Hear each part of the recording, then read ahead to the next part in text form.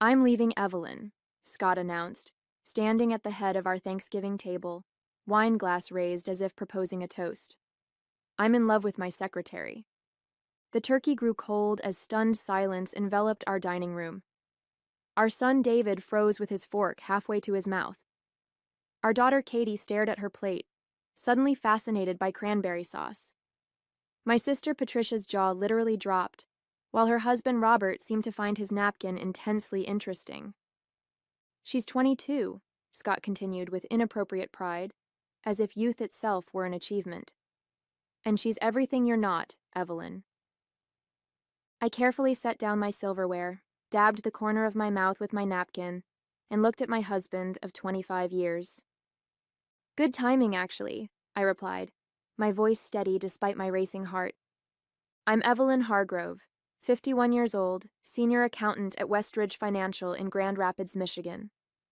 For a quarter century, I've balanced spreadsheets by day and family needs by night, building what I thought was a secure life with Scott, our 2 children, and our modest but comfortable home in the historic Heritage Hill neighborhood. What I wanted was simple: to grow old with the man I loved, to watch our children build their own lives, to eventually retire and perhaps travel a bit.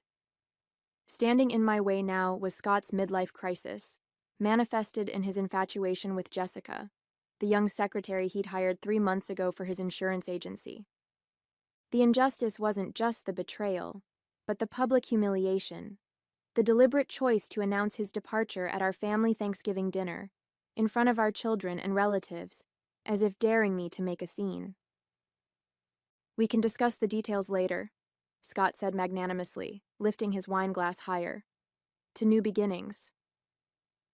No one joined his toast. Katie abruptly stood, tears streaming down her face, and rushed from the room. David glared at his father with a mixture of disgust and disbelief. "I think you should leave," I said quietly. "It's still my house, too," Scott replied, the smugness in his tone suggesting he'd already calculated his advantage. "I'll pack some things tomorrow." As our guests awkwardly excused themselves and Scott retreated to his study with the remains of the wine bottle, I began mechanically clearing dishes, my mind oddly calm despite the wreckage of my marriage strewn across the dining room. It was while loading the dishwasher that I noticed the blinking light on our answering machine. I pressed play, hearing the familiar voice of my Uncle Edward's attorney. "Evelyn, it's James Benedict calling. I have some significant news regarding your uncle's estate. Please call me as soon as possible." Uncle Edward, my mother's brother, a lifelong bachelor who'd made a fortune in commercial real estate, had passed away 3 weeks earlier. I'd always been his favorite niece, but I had no expectations from his will beyond perhaps a keepsake or small remembrance. Little did I know that Scott's dramatic exit was about to be overshadowed by an even more dramatic arrival. Scott and I met during our senior year at Michigan State. He was charming, ambitious, with a quick smile that seemed perpetually aimed in my direction. I was studious, organized, already planning my career in accounting. We balanced each other, his spontaneity softening my rigidity, my practicality grounding his dreams. At least, that's the story we told ourselves. We married young at 26 after I had established myself at a local accounting firm, and Scott had launched his insurance agency with a small business loan. The early years were lean but happy. We saved diligently for a down payment on our Heritage Hill Victorian, a fixer-upper that consumed our weekends for nearly a decade. I took only 6 weeks of maternity leave with each child, returning to work while juggling the demands of motherhood and career. As Scott's business grew, so did his aspirations. The modest office expanded to a prime downtown location. His wardrobe gradually upgraded from department store suits to custom tailoring. He joined the country club, not for the golf he rarely played, but for the connections that might lead to high-net-worth clients. I supported these endeavors, believing they were investments in our shared future. My own career progressed steadily, if unspectacularly. I became known for my meticulous work and ethical standards, eventually reaching senior accountant status at Westridge Financial. My salary provided consistent support during the inevitable downturns in Scott's commission-based income. Uncle Edward had always approved of my practical approach to life. "You're the aunt to all those grasshoppers," he'd say during our monthly lunches. Always preparing, always looking ahead. When he was diagnosed with pancreatic cancer 6 months ago, I'd visited him weekly, bringing home-cooked meals he rarely ate, and company he seemed to value more than I'd realized. Looking back, I can identify the warning signs in my marriage. Scott's increasing criticism of my sensible clothing and predictable routines. His sudden interest in fitness at 49, the new convertible purchased without discussion, the late nights at the office that smelled of unfamiliar perfume. Classic midlife crisis behaviors I recognized but dismissed, telling myself our foundation was too solid to crumble from such cliches. Men go through phases, my sister Patricia assured me when I confided my concerns. Edward went through something similar at 50. Remember the motorcycle? So I waited for the phase to pass, believing that 25 years of marriage had earned me patience and understanding. Even when Scott mentioned hiring Jessica, describing her as bright and intuitive despite her lack of experience, I suppressed my unease. She was younger than our daughter, after all. Surely Scott wouldn't be so predictable. 2 weeks ago, I'd stopped by his office unexpectedly, bringing lunch as a surprise.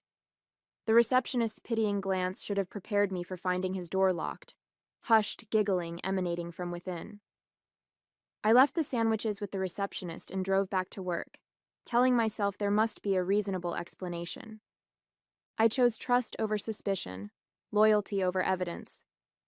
Now, watching Scott refill his wine glass in solitary celebration of destroying our family, I wondered if I had been loyal to a man who had never truly existed. The morning after Thanksgiving dawned with a crystalline clarity typical of Michigan Novembers. I'd slept fitfully on the living room sofa, unwilling to share the bedroom with Scott. He'd stumbled up the stairs well past midnight, the empty wine bottle abandoned in his study. I made coffee and called James Benedict's office, leaving a message with his secretary. Still in yesterday's clothes, I walked upstairs to collect fresh attire, only to find Scott already awake and packing. "Jessica's apartment is too small for both of us," he explained without prompting, stuffing shirts into a suitcase. "I'll be staying at the Parkview Hotel until we find something suitable." "We?" The casual use of the plural stung more than I expected. "When did it start?" I asked, my voice surprisingly calm. Scott paused, perhaps taken aback by my direct question. "Does it matter?" 25 years of marriage deserves at least honesty about its end. He sighed, sitting heavily on the bed we'd shared for decades. "July, at the company picnic. She was interested, attentive." His expression took on a defensive edge. "Do you know how long it's been since you were genuinely interested in anything about me, Evelyn?" Jessica listens. She's excited about my ideas, my plans. "She's 22, I replied flatly. "Everything is exciting at 22. "It's not just the age," Scott insisted. "She sees me, the real me, the me that got buried under mortgages and college funds and life insurance policies." I studied my husband. The thinning hair he'd recently started dyeing, the expensive watch that had replaced the one I'd given him on our 10th anniversary, the designer clothes that strained slightly against his middle-aged paunch. Who was this man who could throw away a quarter-century of shared history for the admiration of someone barely older than our children? "I think what hurts most," I said carefully, "is that you didn't respect me enough to end things privately." Scott had the grace to look momentarily ashamed. Then his expression hardened. "I needed witnesses. Your family needs to understand this isn't just some fling or midlife crisis they can talk you through. This is real." The calculated cruelty of his public announcement suddenly became clear. He'd wanted to humiliate me, to make reconciliation impossible, to shift blame for our marriage's end entirely onto his shoulders so I wouldn't fight for it. "I see," I said simply. The doorbell interrupted whatever Scott might have said next. I went downstairs to find a courier with a certified letter requiring my signature. The return address was James Benedict's law firm. I opened it in the kitchen, scanning the formal legal language until the key phrases leapt from the page. Sole beneficiary, controlling interest, comprehensive portfolio, and a figure that made me clutch the kitchen counter for support. $4.7 million. Uncle Edward, who had lived modestly despite his wealth, had left me his entire estate, the commercial properties, the investments, even his charitable foundation. The inheritance was structured as separate property, established after my marriage, explicitly designated as belonging exclusively to me, rather than the marital estate. The letter included a handwritten note from Uncle Edward. Evelyn, I've always admired your loyalty and strength. Life has a way of testing both. Consider this your safety net, whatever comes next. Somehow he had known, or at least suspected, that I might need independent means. Had he seen something in Scott that I had missed? Or had my own concerns slipped into our conversations more than I realized? Upstairs, I could hear Scott on the phone, his voice animated as he described his liberation to someone, Jessica, presumably. My numbness was giving way to something else. Not quite anger, not quite relief, but a clarifying sense of possibility. I carefully folded the letter and placed it in my purse, then began making a mental list of immediate actions required. This wasn't how I'd expected my life to unfold at 51, but as Uncle Edward's final gift demonstrated, sometimes the unexpected brings its own kind of freedom. I waited until Scott left with his suitcases before calling James Benedict and confirming the details of my inheritance. The attorney suggested we meet immediately to discuss next steps, including taking control of Uncle Edward's business interests. Your uncle was quite explicit about his wishes, James explained. He wanted you to have complete freedom to make your own decisions, both personally and professionally. After scheduling an appointment for Monday morning, I called Patricia, who arrived 30 minutes later with a bottle of wine and fierce protective energy. That absolute bastard, she fumed, pacing my kitchen. After everything you've done for him, the sacrifices, the support.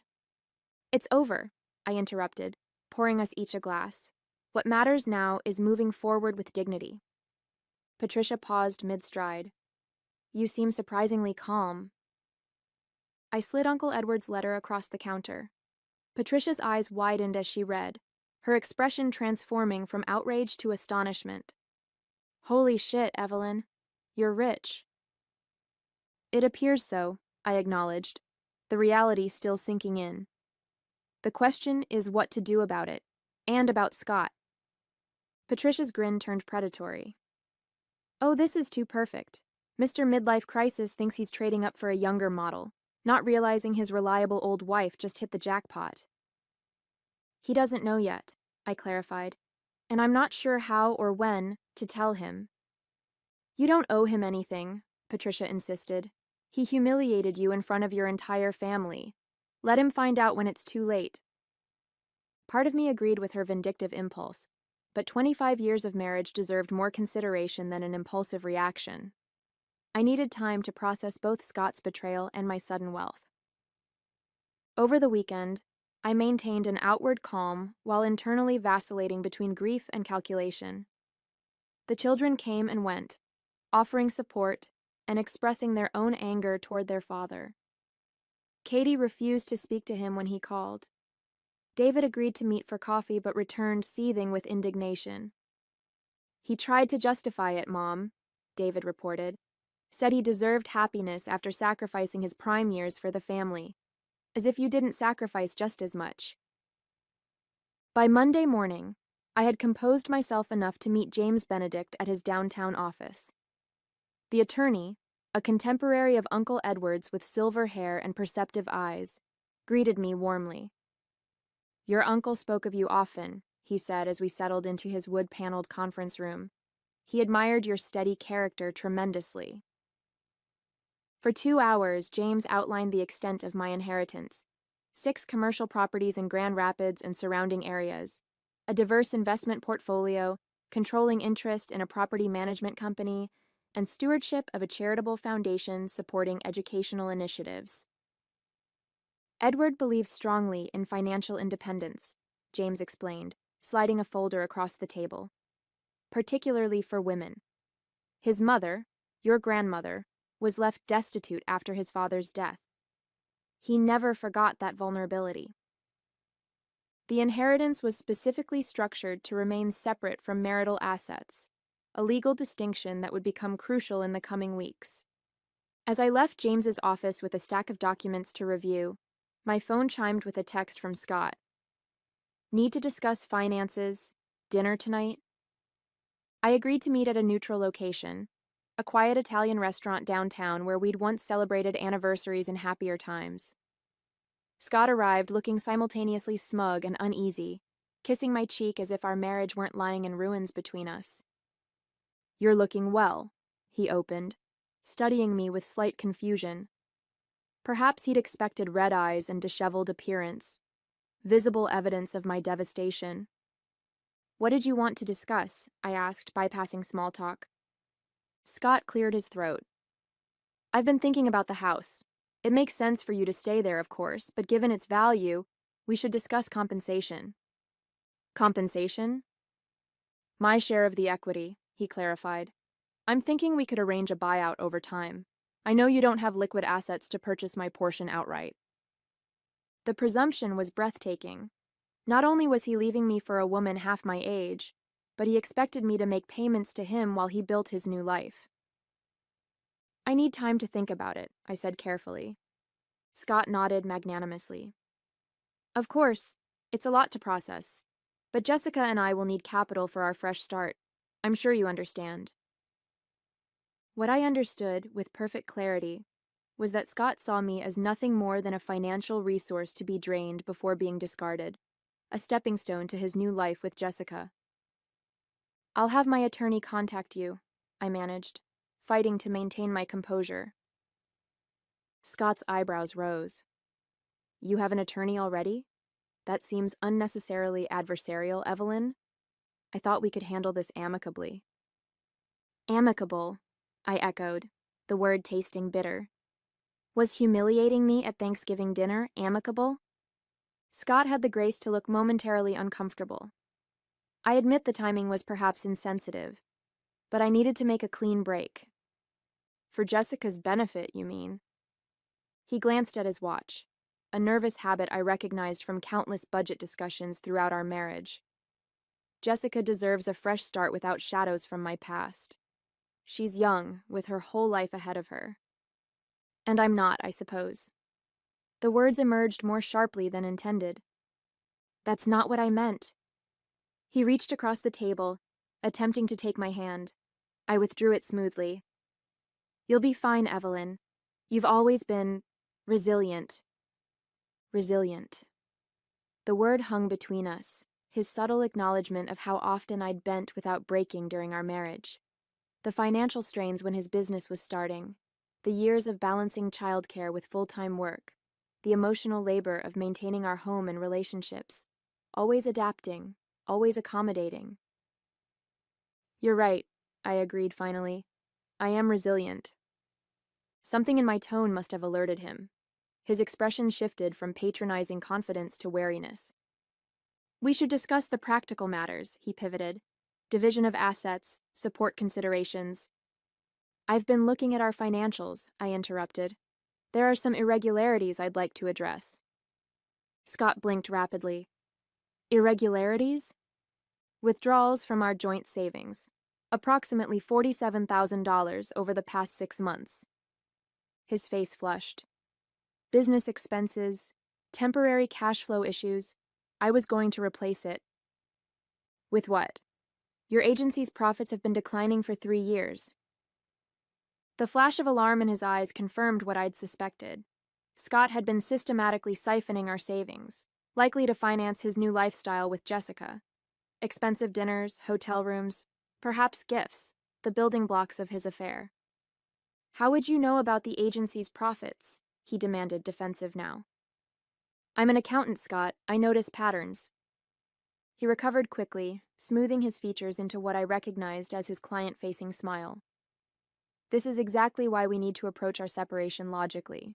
We're both under stress, making accusations.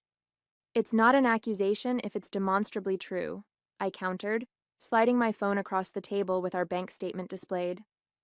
The withdrawals align perfectly with your late nights at the office and weekend client meetings. Scott stared at the evidence, then met my gaze with cold calculation. Fine. I've been planning my exit. Can you blame me? 25 years with the same predictable, boring routine, the same predictable, boring wife. The cruelty was intentional, designed to wound, to ensure I would retreat into hurt rather than pursue the financial discrepancies. It might have worked a week earlier. I'd like the money returned, I said calmly. All of it. He laughed dismissively. That's not happening. Consider it the price of your freedom. Freedom isn't what you're selling, Scott. It's betrayal, packaged as liberation. His expression hardened. You've always been judgmental. Jessica accepts me as I am. Jessica doesn't know who you are, but she will. Something in my voice must have registered because genuine concern flickered across his features. What does that mean? Before I could respond, Scott's phone chimed with an incoming call. The name Jessica flashed on the screen. Take it, I encouraged. I'm sure she's eager to hear about your amicable divorce plans. He hesitated, then answered, stepping away from the table for privacy. I watched him gesturing animatedly, his back turned to me as he undoubtedly reassured his young lover that everything was proceeding as planned. I used the moment to signal for the check. As I waited, I mentally reviewed what I'd learned from my meeting with James Benedict that morning, information I hadn't yet shared with Scott. The pending inheritance was only part of the picture. Uncle Edward's private investigator had uncovered something far more damaging to Scott's carefully constructed narrative. 2 years earlier, Scott had taken out a substantial business loan using our house as collateral, without my knowledge or consent. My forged signature on the documents constituted fraud. The loan was now in default, explaining his urgency to discuss finances. Scott wasn't just leaving me for a younger woman. He was attempting to flee a financial disaster of his own making. In the 2 weeks following our restaurant meeting, I executed a careful strategy on 3 fronts. First, I met with a forensic accountant recommended by James Benedict to document Scott's financial malfeasance. Second, I consulted with a divorce attorney specializing in cases involving fraud. Third, I took control of Uncle Edward's business interests, immersing myself in the details of commercial property management. Throughout this period, Scott continued his campaign to extract money from our marriage. His texts alternated between nostalgia, "Remember our trip to Mackinac Island? We had something special," and thinly veiled threats. "Jessica thinks I should get a forensic valuation of your accounting practice." I responded minimally, buying time while evidence accumulated. The forensic accountant discovered Scott had not only defaulted on the fraudulent business loan, but had opened credit cards in my name, running up substantial debt. More damning still, he'd been systematically falsifying his agency's financial records to conceal declining revenues, potentially insurance fraud. My divorce attorney, Maureen Winters, was blunt in her assessment. "We have enough for criminal charges, not just divorce proceedings. The question is, what do you want?" What I wanted was complicated. Justice, certainly. Protection of my assets, absolutely. But revenge? The emotion felt foreign, unproductive. "I want a fair resolution that acknowledges the reality of our situation," I told her, "and I want it concluded quickly." Maureen nodded approvingly. "We'll file immediately, requesting temporary orders to protect your assets. The inheritance simplifies things. With your financial security assured, we can focus on untangling the fraud." The plan was proceeding smoothly until Scott surprised me by bringing Jessica to our house, my house, to collect some personal items. I arrived home from a meeting with Uncle Edward's property manager to find them in our bedroom, Scott packing cufflinks and watches while Jessica lounged on our bed, scrolling through her phone. "You must be Evelyn," she said without looking up. "Scott's told me so much about you." I studied the young woman who had facilitated the destruction of my marriage. Pretty in the expected ways, Slim, blonde, with the confidence of someone who hadn't yet encountered significant disappointment. She wore expensive clothes that still had the fresh shine of recent purchase. Scott's $47,000, walking and talking. "Has he told you about the fraud investigation?" I asked pleasantly. Jessica's head snapped up. "What?" Scott emerged from the closet, his expression thunderous. "Evelyn, that's enough.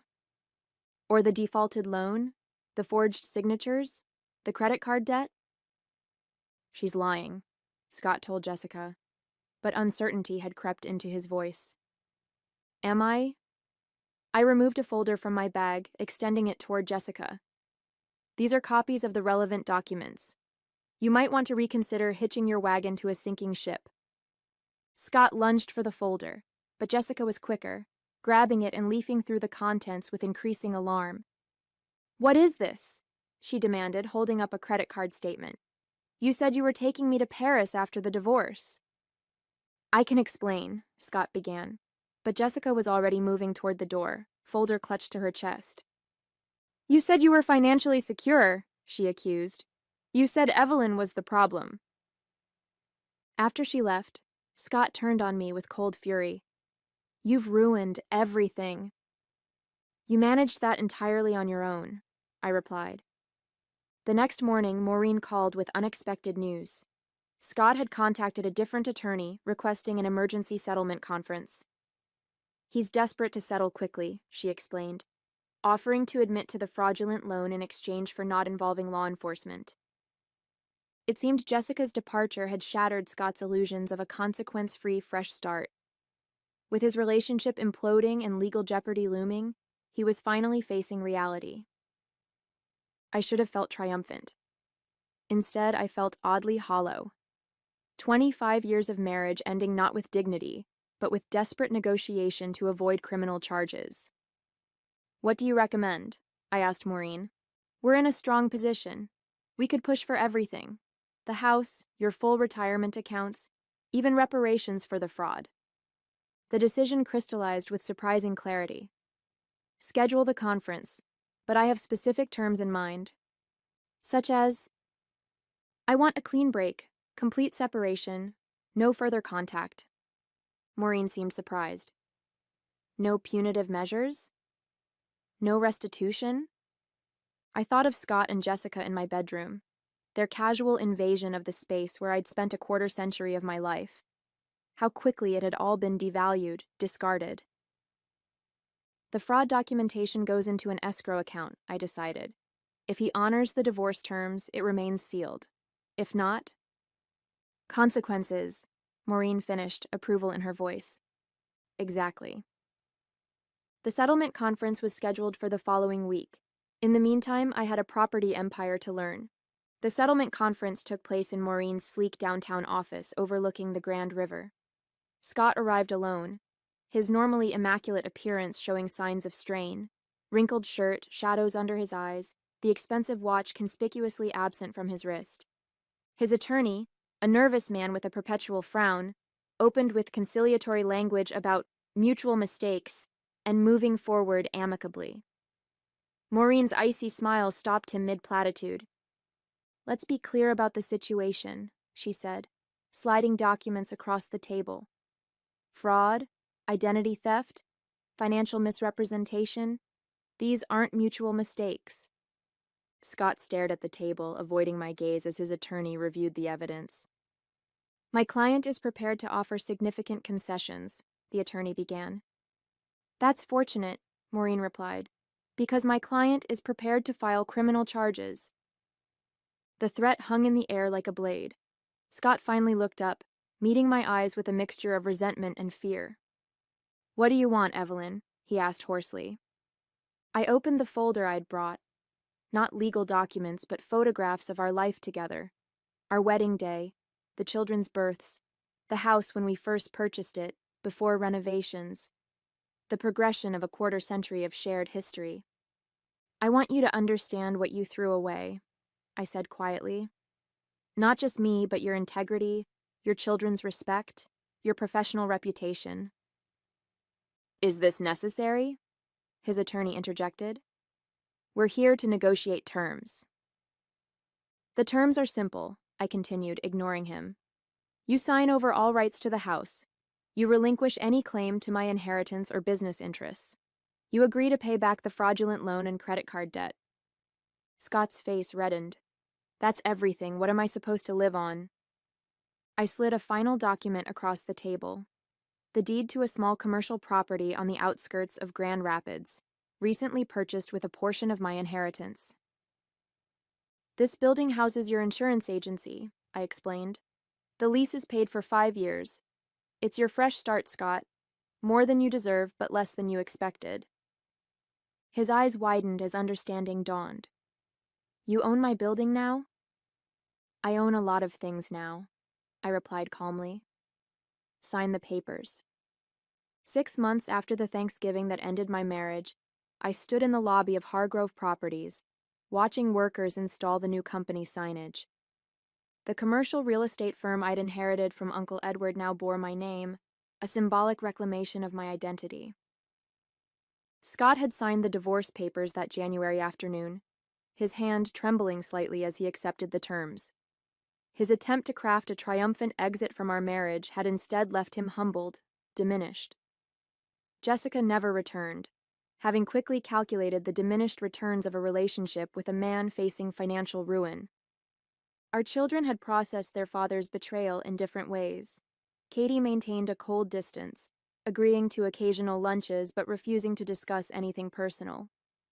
David, after initial anger, had settled into a cautious, limited relationship with his father. Both had expressed quiet pride in how I'd handled the situation. You didn't let him destroy you, Katie had observed during a recent dinner. That's what he wanted, wasn't it? To break you so he wouldn't have to feel guilty? Perhaps she was right. The public announcement, the casual cruelty, they had been designed to cast me as the discarded wife, a role that would justify his actions to our social circle, and more importantly, to himself. Instead, I had emerged stronger, wealthier, and remarkably whole. The accounting skills I'd applied throughout my career now served me well as I expanded Uncle Edward's property holdings, adding 3 buildings to the portfolio in my first 6 months of ownership. Scott's insurance agency continued operating in my building, our only point of connection a monthly electronic rent payment. I'd heard through mutual acquaintances that he'd attempted online dating with limited success. Women his own age found his history concerning. Younger women lost interest when they discovered his financial constraints.